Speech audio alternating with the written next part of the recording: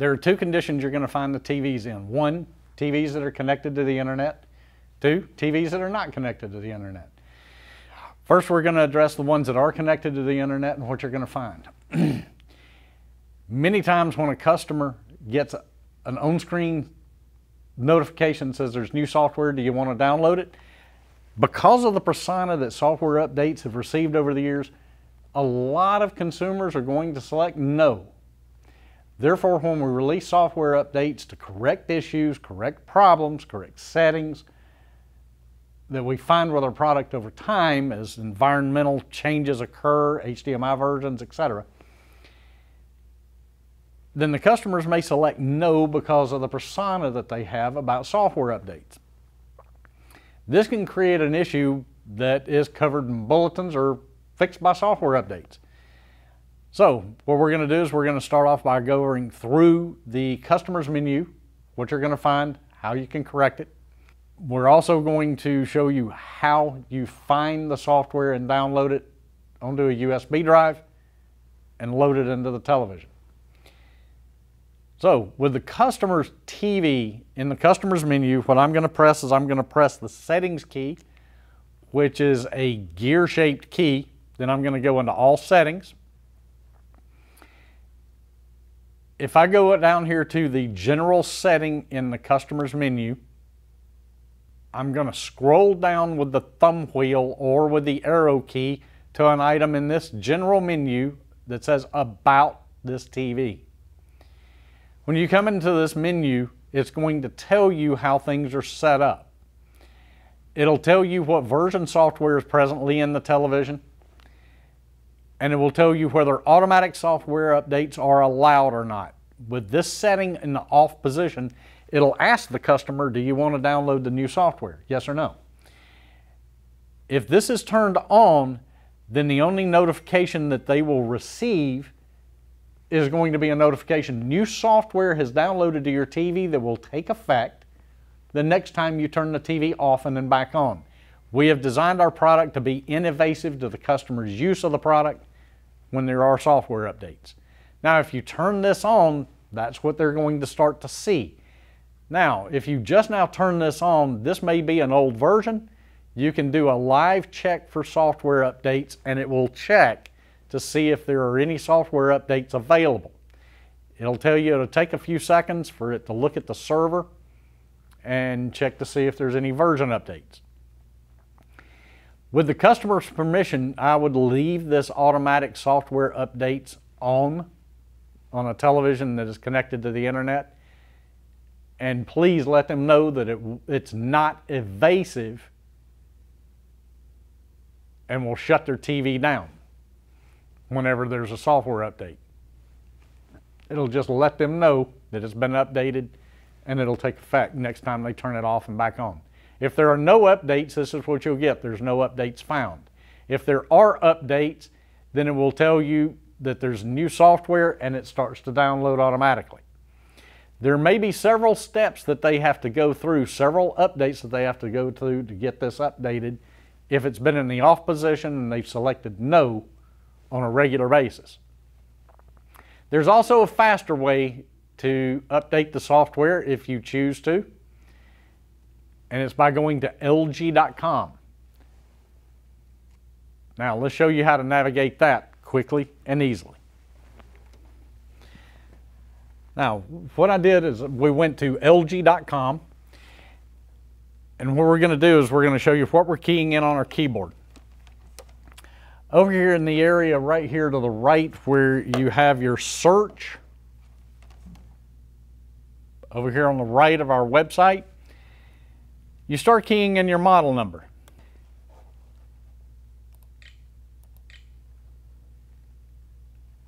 Now when you get part of the model number keyed in, what it will do is start sorting through our model numbers to where you can select the model number that you're dealing with. I'm going to select one of these.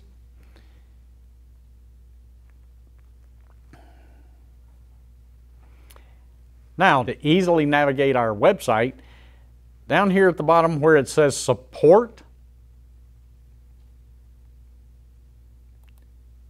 click on support. Okay, once you click on support, you'll see a screen that says manuals and downloads. Click on manuals and downloads. Now see, on this screen is where you can access user guide information, and several other abundant amounts of information. Now, there are in rare cases you're going to see this, where there are two different software versions. If there are two different software versions, the higher numbers, the latest version is not always the case. See where it says in red reference? It tells you it opens in a new layer. Let me show you what you're going to find in reference.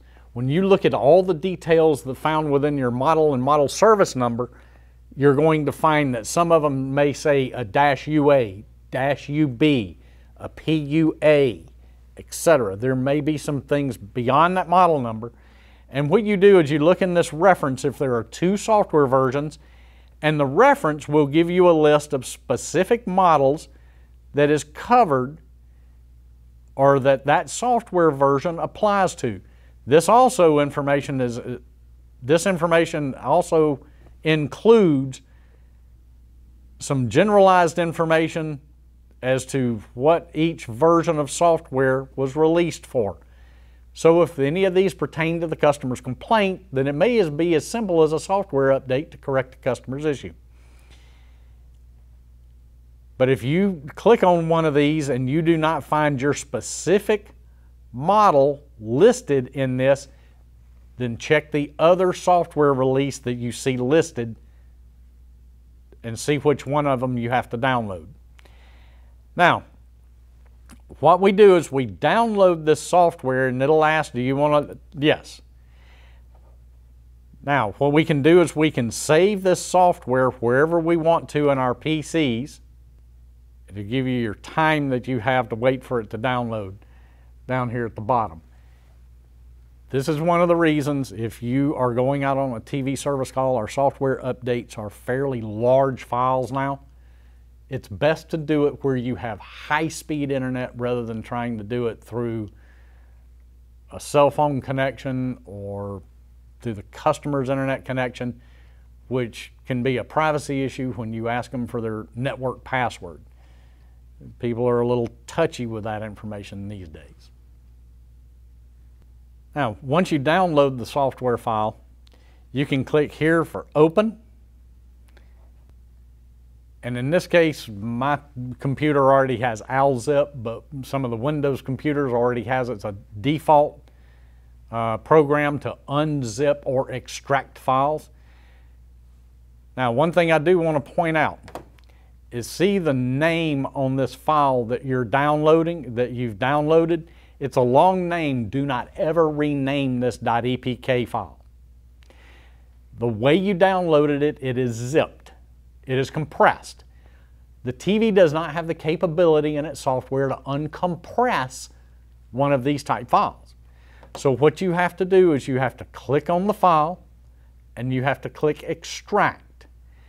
Then you can choose where you want to save it on your computer or your USB drive. Now, if your computer has a USB drive plugged in, what I will do is select the USB drive,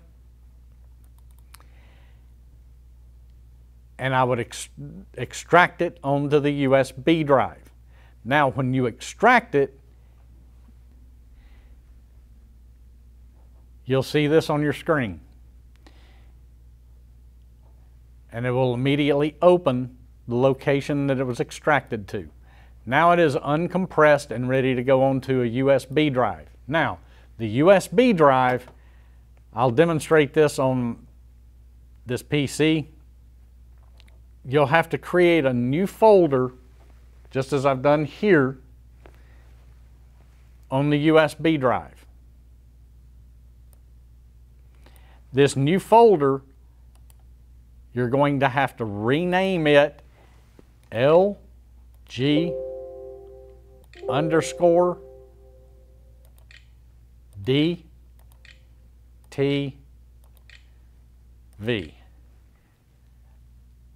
Then what you'll have to do is you will have to take this file and put it in that folder on the USB drive. When you plug that USB drive into the television, it will automatically recognize that folder, and it will ask you if you want to update the software. You select yes on the screen and it will be updated in less than about 1.5 to 2 minutes. This is how you manually execute a software update. Refer to some of the attached material to this training that you can use for future reference.